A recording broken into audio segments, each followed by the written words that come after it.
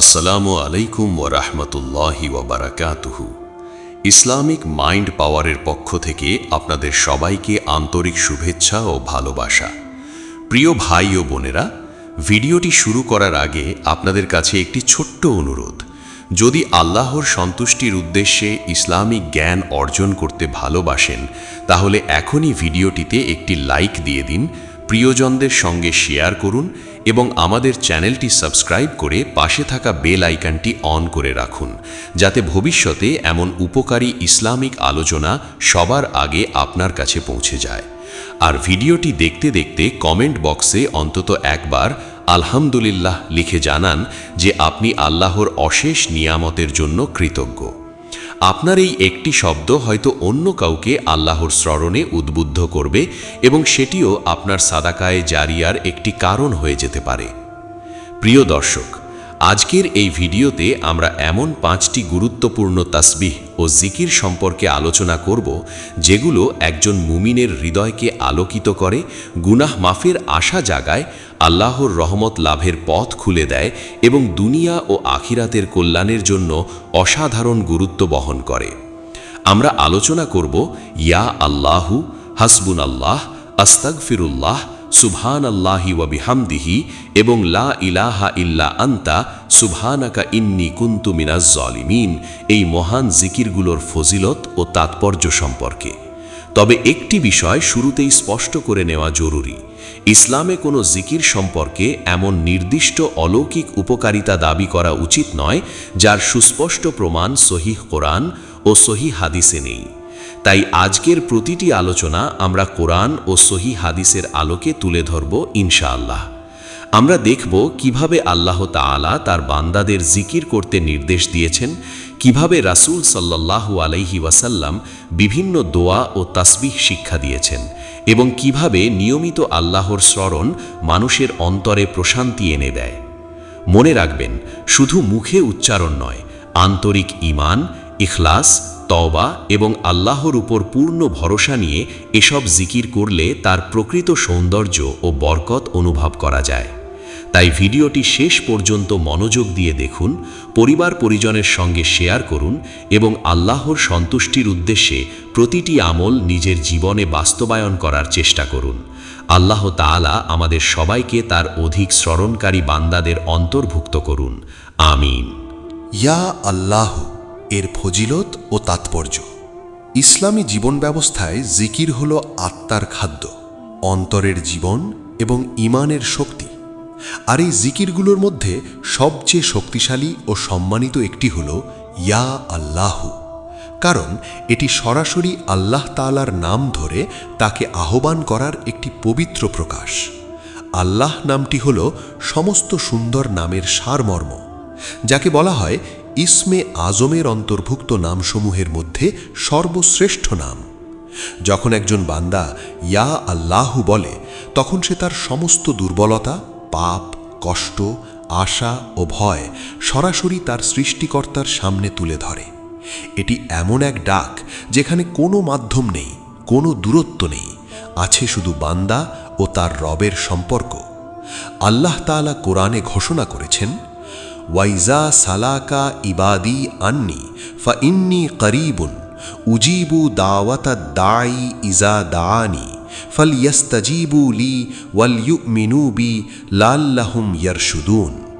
অর্থ, আর যখন আমার বান্দারা তোমাকে আমার সম্পর্কে জিজ্ঞাসা করে, আমি তো নিকটবর্তী, আমি আহ্বানকারীর আহ্বানে সাড়া দিই যখন সে আমাকে ডাকে। সুতরাং তারা আমার আহ্বানে সাড়া দিক এবং আমার প্রতি ঈমান আনুক, যাতে তারা সঠিক পথ পায়। সূরা আল বাকারা 2:186। এই আয়াত আমাদের শেখায় যে আল্লাহ কখনো দূরে নন, বরং তিনি অত্যন্ত নিকটে। ইয়া আল্লাহু বলা মানে এমন এক সত্তাকে ডাকা যিনি সব সময় শুনছেন, সব সময় দেখছেন এবং সব সময় জানেন। রাসূলুল্লাহ সাল্লাল্লাহু আলাইহি ওয়াসাল্লাম বলেছেন, আদ-দুআউ হুয়াল ইবাদা, অর্থাৎ দোয়াই হল ইবাদাত। তিরমিজি। এই হাদিস থেকে বোঝা যায় আল্লাহকে ডাকা শুধু চাওয়া নয়, বরং একটি পূর্ণাঙ্গ ইবাদাত। আর ইয়া আল্লাহু হল সেই ইবাদাতের সবচেয়ে সরাসরি রূপ। একজন মানুষ যখন ইয়া আল্লাহু বলে তখন সে নিজের অহংকার, শক্তি, জ্ঞান ও সব ভরসা এক পাশে রেখে স্বীকার করে যে সে সম্পূর্ণভাবে আল্লাহর মুখাপেক্ষী। এটি ঈমানের গভীরতম স্তরকে জাগ্রত করে। জীবনের কঠিন মুহূর্তে এই জিকির মানুষের জন্য এক বিশাল শক্তির উৎস।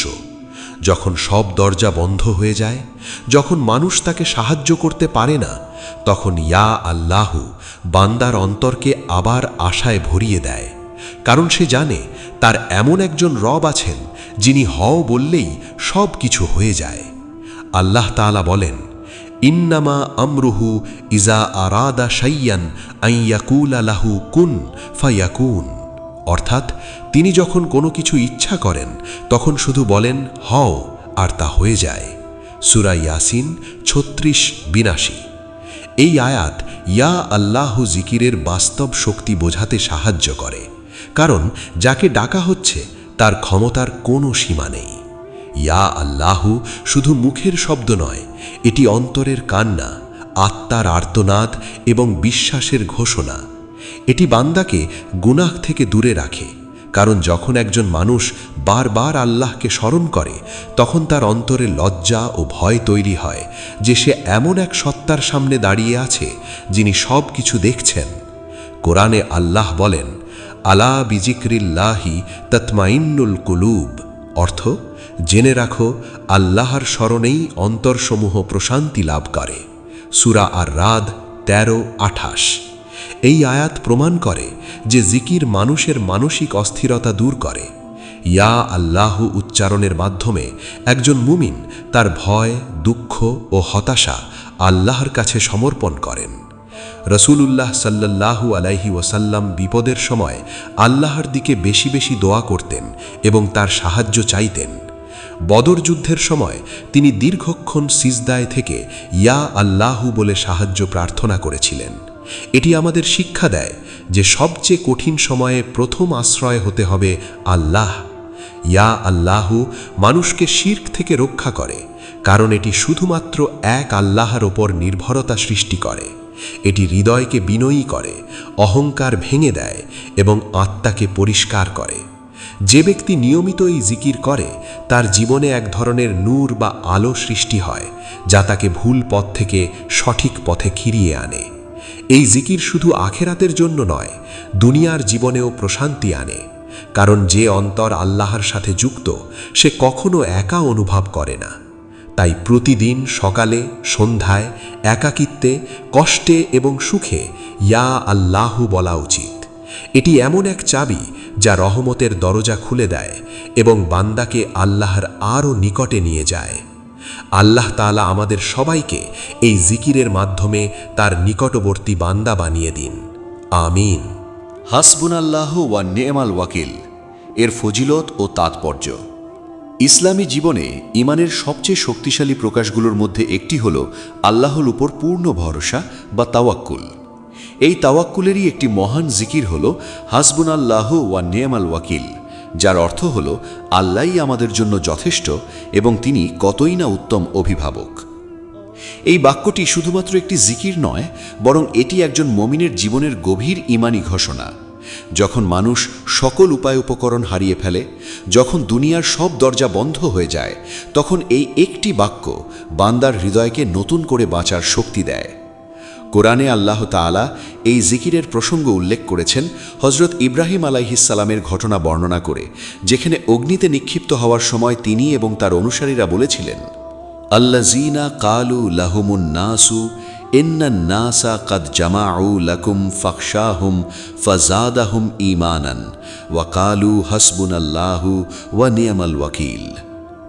অর্থ, যাদেরকে লোকেরা বলেছিল, নিশ্চয়ই লোকেরা তোমাদের বিরুদ্ধে একত্র হয়েছে, সুতরাং তাদের ভয় করো, কিন্তু এতে তাদের ঈমান আরও বৃদ্ধি পায় এবং তারা বলেছিল, হাসবুনাল্লাহু ওয়া নি'মাল ওয়াকিল।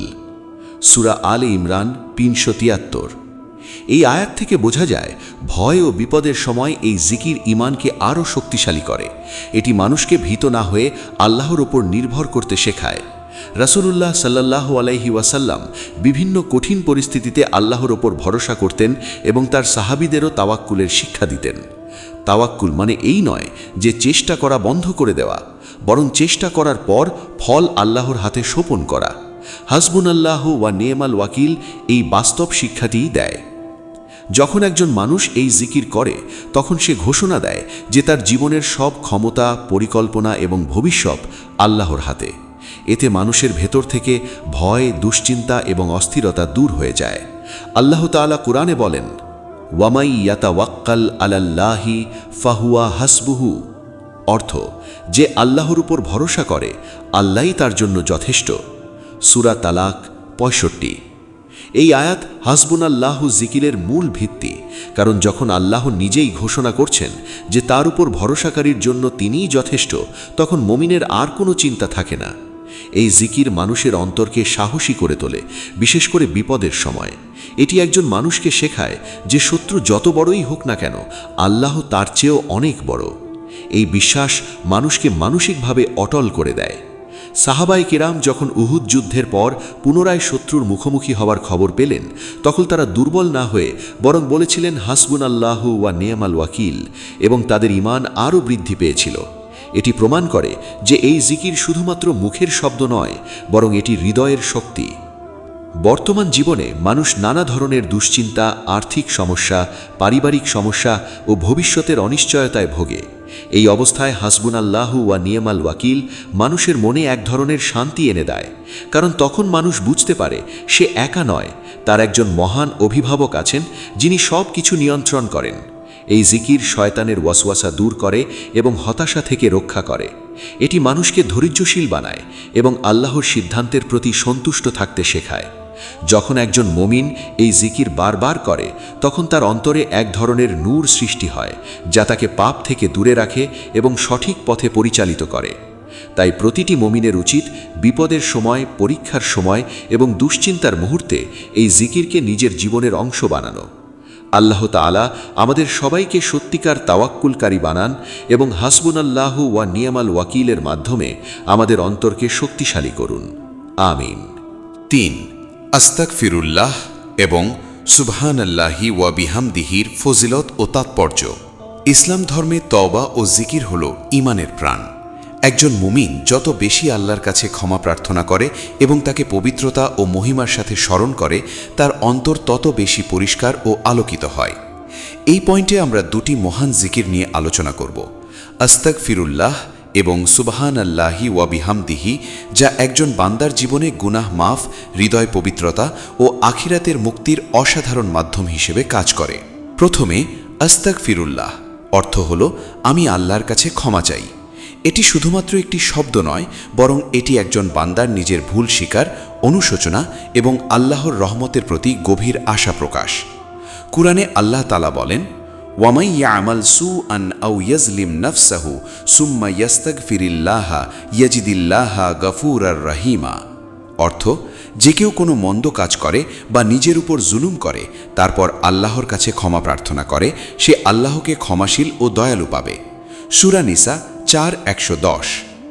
এই আয়াত থেকে বোঝা যায় যত বড় গুনাহই হোক না কেন, যদি বান্দা সত্যিকারভাবে আস্তাগফিরুল্লাহ বলে আল্লাহর কাছে ফিরে আসে, আল্লাহ তাকে ক্ষমা করে দেন। রাসূলুল্লাহ সাল্লাল্লাহু আলাইহি ওয়াসাল্লাম বলেছেন, আমি প্রতিদিন 70 বারেরও বেশি আল্লাহর কাছে ইস্তেগফার করি। সহিহ মুসলিম। এই হাদিস আমাদের শেখায় যে ইস্তেগফার শুধুমাত্র গুনাহগারের জন্য নয়, বরং নবীদেরও একটি নিয়মিত আমল ছিল। আস্তাগফিরুল্লাহ মানুষকে অহংকার থেকে দূরে রাখে এবং বিনয়ী করে তোলে। এটি হৃদয় থেকে কালিমা দূর করে এবং আত্মাকে পরিষ্কার করে। একজন মানুষ যত বেশি ইস্তেগফার করে, তার জীবনে তত বেশি বরকত নেমে আসে, কারণ আল্লাহ তাআলা কুরআনে বলেন, ফাকুল তুস্তাগফিরু রাব্বাকুম ইন্নাহু কানা গাফফারা ইউরসিলিস সামাআ আলাইকুম মিদরারা ওয়া ইউমদিদকুম বিআমওয়ালিন ওয়া বানিন, অর্থ তোমরা তোমাদের রবের কাছে ক্ষমা চাও, নিশ্চয়ই তিনি অতিশয় ক্ষমাশীল। তিনি তোমাদের জন্য আকাশ থেকে বৃষ্টি বর্ষণ করবেন এবং তোমাদের সম্পদ ও সন্তান সন্ততি বাড়িয়ে দেবেন। সূরা নূহ 71:10-12। এই আয়াত প্রমাণ করে যে ইস্তেগফারের মাধ্যমে শুধু আখিরাত নয়, দুনিয়ার জীবনেও বরকত আসে। এখন আসি দ্বিতীয় জিকিরে, সুবহানাল্লাহি ওয়া বিহামদিহি, অর্থ হল আল্লাহ পবিত্র এবং সমস্ত প্রশংসা তার জন্য। এই জিকির আল্লাহর মহিমা ঘোষণা করে এবং তাকে সকল ত্রুটি থেকে পবিত্র ঘোষণা করে। রাসূলুল্লাহ সাল্লাল্লাহু আলাইহি ওয়াসাল্লাম বলেছেন, যে ব্যক্তি দিনে 100 বার সুবহান আল্লাহি ওয়া বিহামদিহি পড়বে তার সমস্ত গুনাহ মাফ করে দেওয়া হবে, যদিও তার সমুদ্রের ফেনার মতো হয়। সহিহ বুখারী ও মুসলিম। এই হাদিস আমাদের দেখায় যে এই ছোট্ট জিকিরটি কত বড় ক্ষমার দরজা খুলে দেয়। এই জিকির মানুষের অন্তরকে অহংকার থেকে মুক্ত করে এবং আল্লাহর মহিমার প্রতি গভীর বিশ্বাস সৃষ্টি করে। যখন একজন মানুষ আল্লাহকে পবিত্রতা ও প্রশংসার মাধ্যমে স্মরণ করে, তখন তার অন্তর দুনিয়ার মোহ থেকে দূরে সরে যায়। আস্তাগফিরুল্লাহ মানুষকে গুনাহ থেকে ফিরিয়ে আনে, আর সুবহান আল্লাহি ওয়া বিহামদিহি তাকে আল্লাহর মহিমার দিকে নিয়ে যায়। এই দুটি জিকির একসাথে মানুষের জীবনকে ভারসাম্যপূর্ণ করে, একদিকে তওবা, অন্যদিকে তাসবিহ। একজন মুমিন যদি প্রতিদিন নিয়মিত এই জিকিরগুলো করে, তাহলে তার অন্তরে এক ধরনের প্রশান্তি, নূর এবং ঈমানী শক্তি তৈরি হয়, যা তাকে গুনাহ থেকে দূরে রাখে এবং আল্লাহর নিকটবর্তী করে। তাই আমাদের উচিত এই জিকিরগুলোকে জীবনের অংশ বানানো, বিশেষ করে সকালে ও সন্ধ্যায়। আল্লাহ তাআলা আমাদের সবাইকে বেশি বেশি ইস্তেগফারকারী এবং তার পবিত্রতা ঘোষণা করা বান্দা হিসেবে কবুল করুন। আমিন। লা ইলাহা ইল্লা আনতা সুবহানাকা ইন্নী কুনতু মিনাজ জালিমিন এর ফজিলত ও তাৎপর্য। ইসলাম ধর্মে দোয়া ও জিকিরের মধ্যে অন্যতম শক্তিশালী ও হৃদয় কাঁপানো একটি দোয়া হল হযরত ইউনুস আলাইহিস সালামের এই পবিত্র বাক্যটি। এটি কুরআনের একটি অমর দোয়া, যা বিপদ, কষ্ট, অন্ধকার ও হতাশার মুহূর্তে আল্লাহর দরবারে বান্দার সম্পূর্ণ আত্মসমর্পণের প্রতীক। এই দোয়ার মূল শিক্ষা হল, আল্লাহ ছাড়া কোনো উপাস্য নেই, তিনি পবিত্র এবং আমি আমার নিজের ভুলের জন্য দোষী।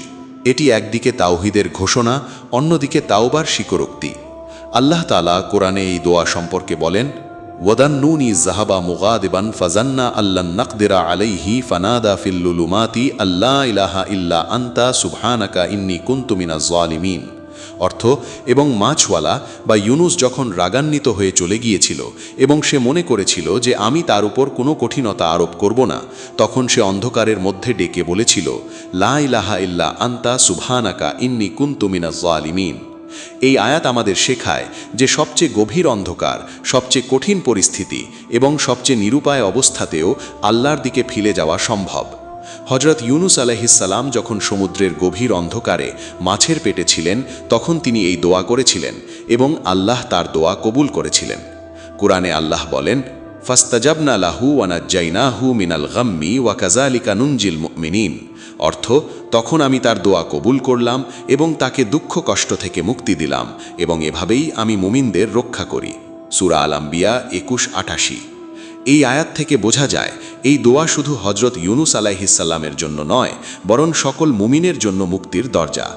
রাসূলুল্লাহ সাল্লাল্লাহু আলাইহি ওয়াসাল্লাম বলেছেন যে কোনো মুসলিম ব্যক্তি কোনো বিপদে পড়ে এই দোয়া করবে, আল্লাহ তাকে মুক্তি দেবেন। তিরমিজি। এই হাদিস প্রমাণ করে যে এই জিকির বিপদ থেকে মুক্তির একটি শক্তিশালী মাধ্যম। লা ইলাহা ইল্লা আনতা সুবহানাকা ইন্নী কুনতু মিনাজ জালিমিন মূলত তিনটি গভীর অর্থ বহন করে। 1. আল্লাহর একত্ববাদ স্বীকার করা, 2. আল্লাহকে সমস্ত ত্রুটি থেকে পবিত্র ঘোষণা করা, এবং 3. নিজের ভুল ও গুনাহ স্বীকার করা। এই তিনটি বিষয় একসাথে একজন বান্দাকে আল্লাহর কাছে সম্পূর্ণভাবে ফিরিয়ে নিয়ে যায়। এই দোয়া মানুষের হৃদয়কে ভেঙে দেয় অহংকার থেকে এবং তৈরি করে বিনয় ও দাসত্বের অনুভূতি। জীবনের কঠিন মুহূর্তে যখন মানুষ দিশাহারা হয়ে যায়, তখন এই দোয়া এক আলোর পথ খুলে দেয়। এটি মানুষকে শেখায় যে যত বড় সমস্যাই হোক, আল্লাহর রহমত তার চেয়েও বড়। এই জিকির শুধু বিপদের সময় নয়, বরং প্রতিদিনের জীবনে তাওবা ও আত্মশুদ্ধির জন্য অত্যন্ত গুরুত্বপূর্ণ। কারণ এটি বান্দাকে বারবার মনে করিয়ে দেয় যে সে ভুল করতে পারে, কিন্তু আল্লাহর কাছে ফিরে যাওয়ার দরজা সবসময় খোলা। এই দোয়া মানুষের হৃদয়কে নরম করে, গুনাহের প্রতি অনুশোচনা সৃষ্টি করে এবং আল্লাহর রহমতের প্রতি গভীর আশা জাগায়। যখন একজন মানুষ এই দোয়া বারবার পড়ে, তখন তার ভেতর এক ধরনের আত্মিক শক্তি তৈরি হয়, যা তাকে হতাশা থেকে বের করে আনে। এটি মানসিক শান্তি, ঈমানী শক্তি এবং আখিরাতের মুক্তির অন্যতম মাধ্যম। তাই আমাদের উচিত এই দোয়াকে জীবনের অংশ বানানো, বিশেষ করে বিপদে, একাকিত্বে এবং গুনাহের অনুভূতির মুহূর্তে। আল্লাহ তাআলা আমাদের সবাইকে হযরত ইউনুস আলাইহিস সালামের মতো এই দোয়ার মাধ্যমে মুক্তি লাভকারী বান্দা হিসেবে কবুল করুন। আমিন। সুবহানাল্লাহি ওয়া বিহামদিহি এবং সংক্ষিপ্ত সমাপ্ত তাসবিহ লা ইলাহা ইল্লা আনতা সুবহানাকা। এর ফজিলত ও তাৎপর্য। ইসলামী জীবন ব্যবস্থায় জিকির হল হৃদয়ের আলো এবং আত্মার জীবন। পূর্বের অংশে আমরা আস্তাগফিরুল্লাহ ও সুবহানাল্লাহি ওয়া বিহামদিহি এর ফজিলত নিয়ে আলোচনা করেছি, আর এই শেষ অংশে আমরা আবারও সুবহানাল্লাহি ওয়া বিহামদিহি এর গুরুত্ব এবং পুরো জিকির সিরিজের সমাপ্তি বার্তা নিয়ে আলোচনা করব। সুবহানাল্লাহি ওয়া বিহামদিহি অর্থ হল আল্লাহ পবিত্র এবং সমস্ত প্রশংসা তার জন্য। এটি এমন একটি জিকির যা আল্লাহর মহিমা, পবিত্রতা এবং পূর্ণতার ঘোষণা দেয়। রাসূলুল্লাহ সাল্লাল্লাহু আলাইহি ওয়াসাল্লাম বলেছেন, যে ব্যক্তি সকালে ও সন্ধ্যায় 100 বার সুবহানাল্লাহি ওয়া বিহামদিহি পড়বে, তার সমস্ত গুনাহ ক্ষমা করা হবে, যদিও তা সমুদ্রের ফেনার সমান হয়। সহিহ বুখারী ও মুসলিম। এই হাদিস আমাদের শেখায় যে এই ছোট্ট একটি বাক্য কত বড় ক্ষমার দরজা খুলে দিতে পারে, কারণ এতে আল্লাহর পবিত্রতা স্বীকার করা হয় এবং তার প্রতি প্রশংসা প্রকাশ করা হয়। কুরআনে আল্লাহ তাআলা বলেন, ফাসাব্বিহ বিহামদি রাব্বিকা, অর্থ তোমার রবের প্রশংসা সহ তাকে পবিত্র ঘোষণা করো। সূরা নাসার 110:3। এই আয়াত থেকে বোঝা যায় যে তাসবিহ ও তাহমিদ আল্লাহর নিকট অত্যন্ত প্রিয় আমল। সুবহানাল্লাহি ওয়া বিহামদিহি মানুষের অন্তরকে অহংকার থেকে মুক্ত করে এবং আল্লাহর মহিমার সামনে নিজেকে ছোট করে দেয়। এই জিকির মানুষের হৃদয়ে এমন এক প্রশান্তি সৃষ্টি করে যা দুনিয়ার কোনো সম্পদ দিতে পারে না। এটি মানুষকে শেখায় যে সব সুন্দর, সব ক্ষমতা এবং সব প্রশংসা একমাত্র আল্লাহর জন্য।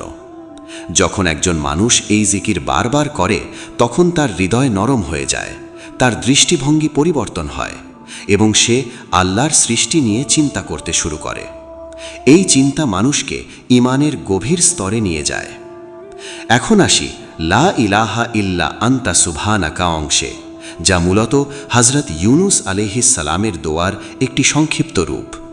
এটি বিপদ, কষ্ট এবং দুশ্চিন্তার সময় সবচেয়ে শক্তিশালী দোয়াগুলোর একটি।